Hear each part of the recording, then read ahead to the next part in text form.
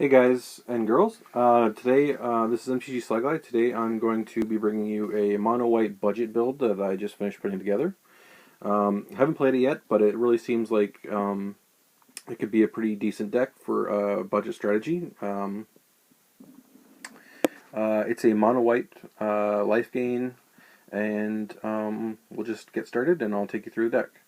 I apologize for the lighting. I'll try and make all the cards clearly visible for you and explain any of the ones that are maybe not people might not be as familiar with. Starting off with the land, we have 19 plains.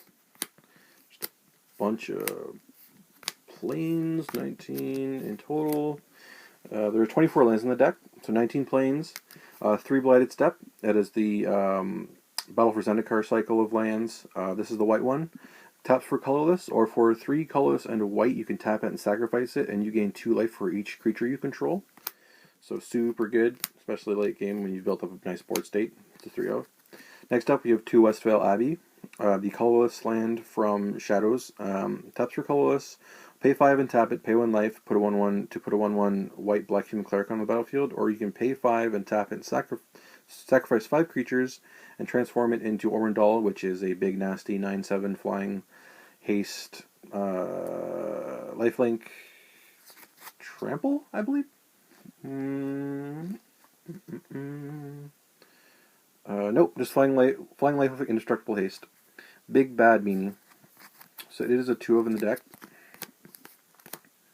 And that's it for the lands. Next up, the creature spells. So full play set of Thraben Inspector just because it's good value. It's a 1/2 for 1, and you get a token which can allow you to draw a card. Full play set. Next up, we have a full play set of Lone Rider. It's the 1/1 for 1 colorless and 1 white, first strike lifelink. Beginning of the end step, if you gain 3 or more life this turn, transform it, and it turns into a 4/4 first strike lifelink trample. Really, really good card, and it's quite easy to gain 3 life in this deck. So yeah, super, super good. Next up, we have 1 Thalia Heretic Cathar. Doesn't really fit the lifelink strategy, but she's just super good. It's 3/2 first strike for 3. Creatures and non-basic lands your opponents control enter the battlefield tapped, so it's super good against the other aggressive decks. There's a lot of aggressive decks in the format right now, especially against vehicles, because they can't crew vehicles with creatures that just enter the battlefield. So yeah, super good, just a 1 of. Next up, we have Aerial Responder, one of, if not, in my opinion, the best uncommons in the set, in Kaladesh. It's 2/3 Flying Vigilance Lifelink for 1 colorless and 2 white. As a full playset. Next up, we have 2 Gisela the Broken Blade. For 2 colorless and 2 white, she's a 4/3 Flying First Strike Lifelink. And beginning of your end step, if you control her and Bruna, they meld. I'm not sure if I mentioned this at the beginning, but this is sort of a budget build. It's not a very expensive deck. I think all the cards total are maybe around $80 or $100 total, and most of that is because I have 2 Gideons in here. But those can be switched out. I'll explain some of that. I'll elaborate on that a little more later. Yeah, 2 Gisela, 1 Angel of Invention. For 3 colors, 2 white, she's a 2/1 Flying Vigilance Lifelink. She fabricates 2, so when she enters the battlefield, you either put 2 counters on her or you make 2 servos. And other creatures you control get +1/+1. So it's kind of, again, really good for creating a stronger board state because she pumps all your other creatures. She's got lifelink, she's got vigilance, so you can hold her up the block. Just a pretty solid creature. Some people argue that she's a little bit overcosted, but I think it kind of evens out if you're in a strategy like this, which is creature based. She gives the buff. She becomes a lord for all of your creatures, so she's pretty tight. I'm just trying her out in here. I have never played with her before, so I'm just going to give her a shot. I'm going to try her as a 1 of and see what I think, and if she's good, I might throw in a second one. And finally, for creatures. No, 2 more creatures left. I have 2 Felidar Sovereign. He is one of my main win cons, being that almost everything in the deck gains life. It's actually seems like it'll be pretty easy to have 40 life, but we'll see. I'll post a bit of an update in the description of the video after I do some playtesting with it, just to see exactly how useful this is as a win con. But yeah, so for now, 2 of Felidar Sovereign. It's a 4 colorless, 2 white for 4/6 Vigilance lifelink. At the beginning of your upkeep, if you have 40 or more life, you win the game. Just period. You win the game. So it's in here as a win con, and we will see how it goes. And finally, just because, Bruna the Fading Light, 5 colors, 2 white for 5/7. When you cast Bruna the Fading Light, you may return target angel or human card from your graveyard to the battlefield. And she has flying and vigilance. She melds with Gisela, so if you have a Gisela on the battlefield or in your graveyard when you cast her, you can get her back and hopefully meld in the instep. And even if you don't have a Gisela out by chance, there are still several other good targets. Things like Angel of Invention is a target, Gisela obviously a target, Lone Rider, Thalia. There's a lot of really decent targets for Bruna, even if you don't have a Gisela available. So that's it for creatures. And finally, for non-creature spells, one of the best 1-drops in Kaladesh, Authority of the Consuls. Very good control card. Creatures, for 1 white, it's an enchantment. Creatures your opponent's control enter the battlefield tapped, and whenever a creature enters the battlefield under an opponent's control, you gain 1 life. So again, good for the aggressive decks, good for the vehicle decks, and good for life gain. Obviously, incremental life gain is nice. Just a really solid 1-drop, and I really like it. I played with it a little bit in a Esper control deck that I was playing, and I really enjoyed it, so I threw it in here, and we'll see how it goes. So yes, it's a 2 of. Next up, Blessed Alliance. This is a full playset.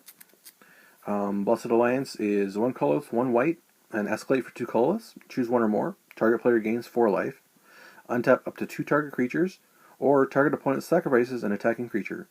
So it's nice for the life gain. Obviously, you can automatically flip one of your Lone Riders. Untap 2 target creatures, so it's a nice combat trick, and target opponent sacrifices an attack creature, so another nice combat trick. So it's just a solid card, very versatile, and it is a full playset. Next up, we have 3, I believe? 3 collective efforts. It's a sorcery for 2 white and a colorless. Has escalate. Tap an untapped creature you control to escalate. So choose 1 or more. Destroy target creature with power 4 or greater. Destroy target enchantment, or put a 1/1 counter on each creature target player controls. So just again, very versatile card.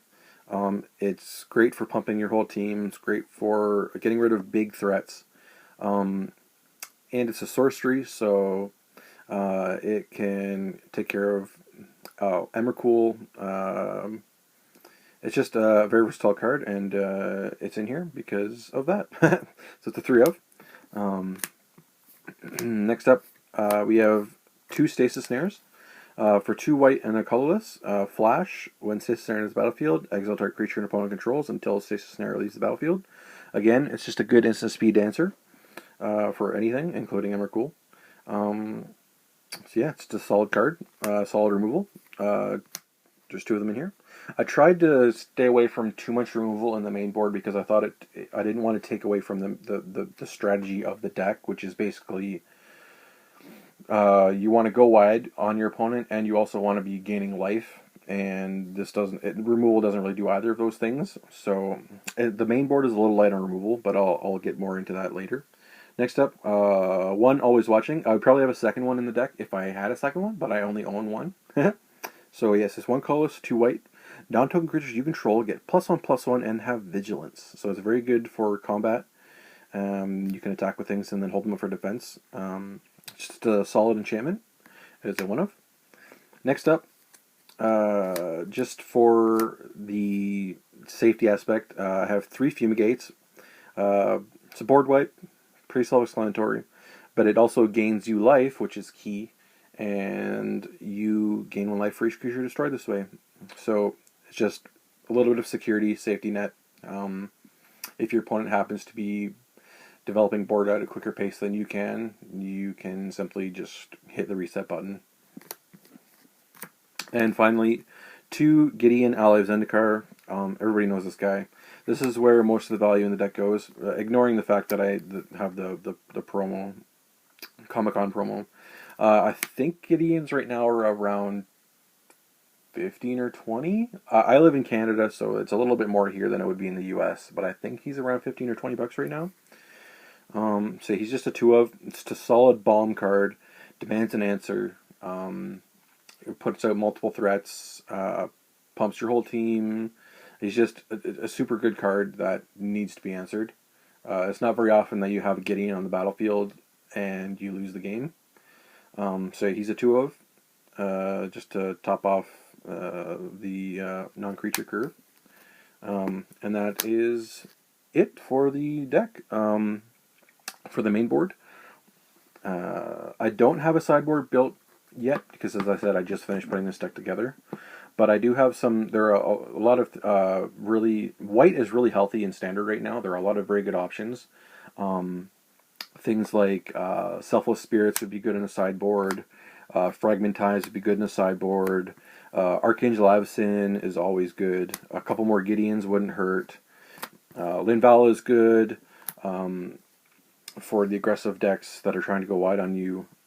There's also a lot of really good white-based removal in standard right now. Cards like Immolating Glare, Sky Whaler's Shot, Declaration in Stone. There are a lot of really good options for white. So I don't think, if you did decide to try a build similar to this, I don't think you'd have a very hard time developing a sideboard for it.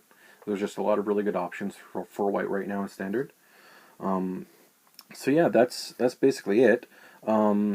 I'll post some updates in the descriptions a little later after I get some playtesting done, maybe next week. If there are any suggestions you have or anything that any changes that you would make or things that you liked about the deck, feel free to comment on the video. Thank you for watching. Please like, and if you haven't already, please subscribe to my video. I try to get videos out at least once a week, sometimes more. I took some time off a little earlier this year, but I'm getting back into it. Thank you very much for watching, and I hope you enjoyed this video. Have a great day. Bye-bye.